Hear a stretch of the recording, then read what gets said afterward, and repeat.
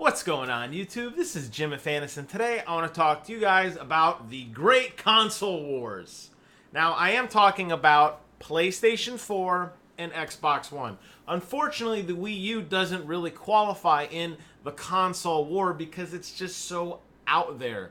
It's dated technology. It doesn't really seem to compete head-to-head. A lot of the new AAA games aren't even supportable or supported on the Wii U, and they're just kind of in their own ecosystem doing their thing. Unfortunately, it's not going so great for them. I'm sure that the Project NX release next year may bring some more blood into the company, but as of now, Wii U owners, and I am one of you, I feel bad for y'all. However, I want to talk about the two big hitters, PlayStation and Xbox. And specifically, I want to talk about why the whole console war thing is such a great idea. Now, do not mistake my enthusiasm for this competition as a champion to rivalry. But what do I mean by that? Well, what I mean is that when people go on forums, on Facebook, on different chats on Reddit, that sort of thing, and they say, oh, you're an X-bot, oh, you're a Sony pony, it's so lame. It really is so lame. First of all, we should all be embracing the fact that we're gamers and that our favorite hobby is actually, kind of mainstream. It's made it. I played games a long time ago, and, I wasn't embraced then as I am now. There aren't stores that are erected in my honor, and GameStops and the Think Geeks and Hot Topics have gaming shirts and gaming paraphernalia and that sort of thing. You never got that before. So take a step back and be gracious that we have such an amazing, vibrant ecosystem in which to participate in, okay? However, why are the console wars so important? Simple. It drives innovation. And I was not any more clear. I became very more clear on this when I got an Xbox One a couple weeks ago. And things that I took for granted that PlayStation did, Xbox struggled with. And vice versa. There are things on the Xbox that are very intuitive and simple and like, oh, this is great. And then I go to emulate that on the PlayStation and there's no luck. I'll give you guys some simple examples.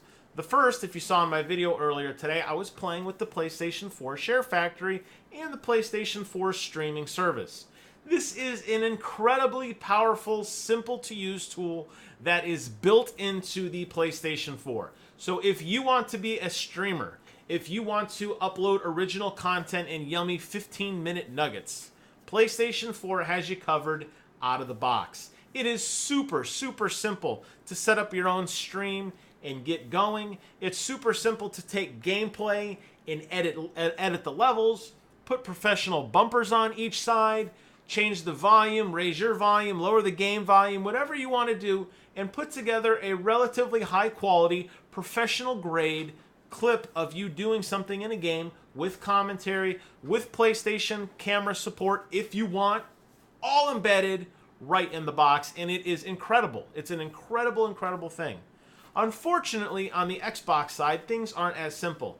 And while you can use some of the game capture to record small clips of game and slowly put things together, it's just simply not as powerful as the PlayStation 4 offering. Now, there is some workarounds with that with YouTube streaming, or I'm sorry, with Windows 10 streaming, which I'll talk about now.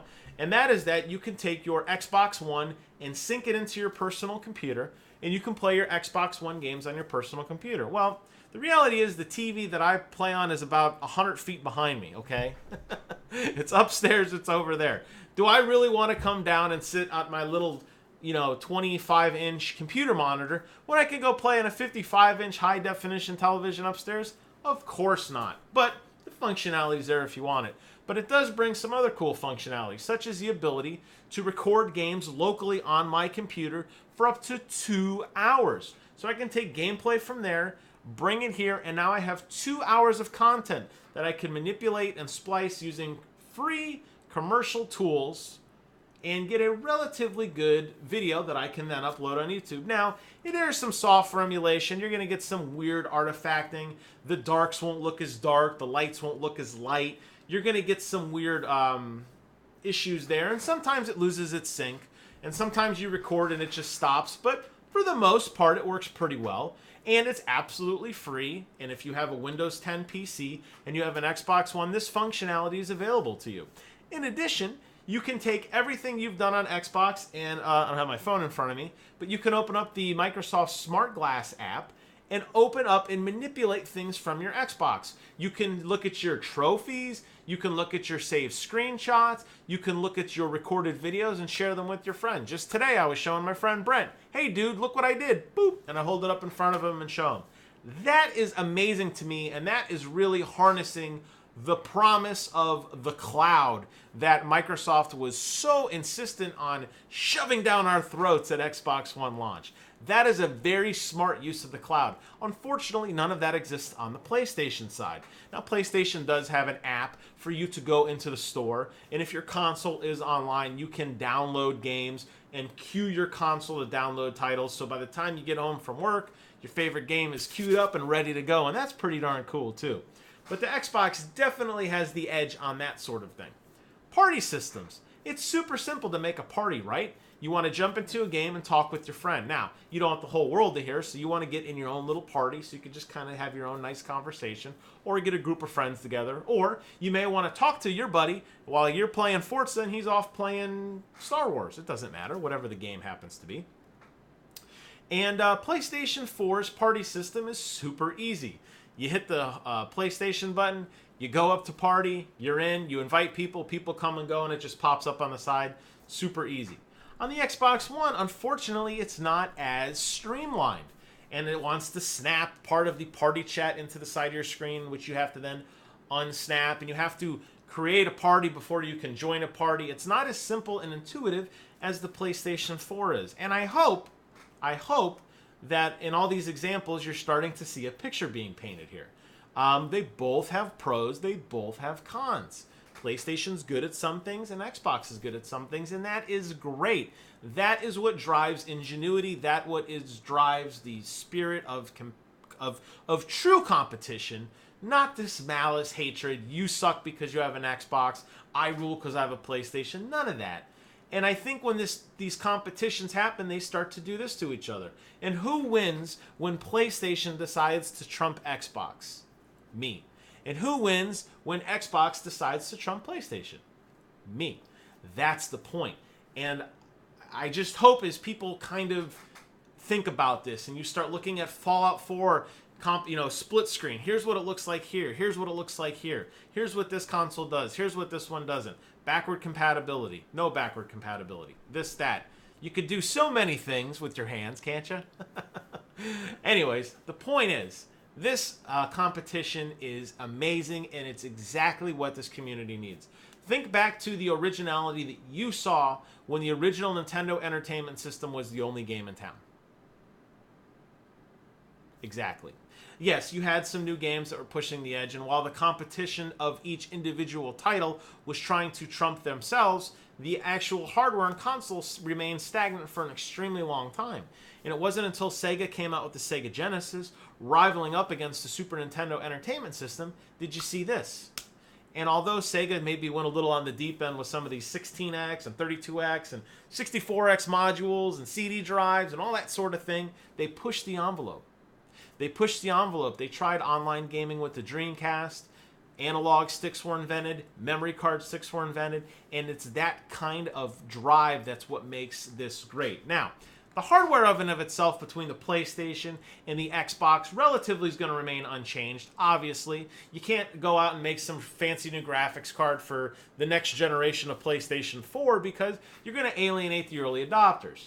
So the hardware is now at a flat state, but it's the software that's going to determine how great and what the cool functionality is and what cool feature sets can we expect. And backward compatibility, and YouTube streaming, and Twitch streaming, recording gameplay, joining parties, multitasking. That's where these systems are really going to try to one-up each other. So expect in the near future and in the years to come, you start to see that sort of, hey, look what we can do. Oh, well, look what we can do. Well, hey, look what we can do. I love that. And I hope all you gamers love that too. And it's hard, and I know it's easy to get caught up in the flame wars. And when somebody calls you a Sony pony, you want to punch them in the face. And when somebody says you're an Xbox and you don't have as much RAM as I do, screw you, dude. We got Halo. You know what I'm saying? It's very, very simple to do that. But I encourage all of you to take a step back and appreciate what's happening here from a business standpoint, if nothing else, and understand that you're getting for your respective console, or both consoles, or all three consoles, or all three consoles in the PC Master Race, however many you have or don't have, be appreciative that there's somebody on the other side of the table who's looking to put you out of business. Because that's going to make your company, whatever it happens to be, more reliant on technology and more aggressive in trying to maintain your business and get your buddy to come over and see how great the other side is. And that's wonderful. And I'm hoping that we start to see more of that in the immediate future. And I know that Xbox is coming out with a big software release here in a couple days that includes backward compatibility, that includes an upgraded UI. Why do you think they upgraded their UI? I'll tell you. It's because PlayStation's UI was more streamlined. That's exactly why. And you could say, oh, geez, Jim, you're biased. I thought you played it down the middle. Well, that's the truth. But I fully expect Xbox to come out with an amazing, jaw-dropping, knock-your-socks-off UI, and then PlayStation in 3 or 4 months to say, well, we can do it better, and here's how. And ultimately, the gamers win. So again, I know I'm a broken record, but I want to make my point crystal clear to you guys. I'm going to do my part with my small viewership and my little tiny slice of the internet pie and remind each and every one of you guys that as gamers, we ultimately win. And ultimately, this competition is best for business. So, get out there, play some games, have some fun, stream your favorite games, tell me how much I stink, look me up on PlayStation, look me up on Xbox, and let's enjoy the weekend. We got a nice long weekend. Veterans Day is coming up. God bless our troops. And I want to thank you guys for watching. Please do me a favor. Comment, rate, subscribe. Tell me what you guys think. What features are missing on your favorite console that you really want to have? Let me know in the comments below. As always, thanks again for watching. And until next time, I will see you guys on the other side.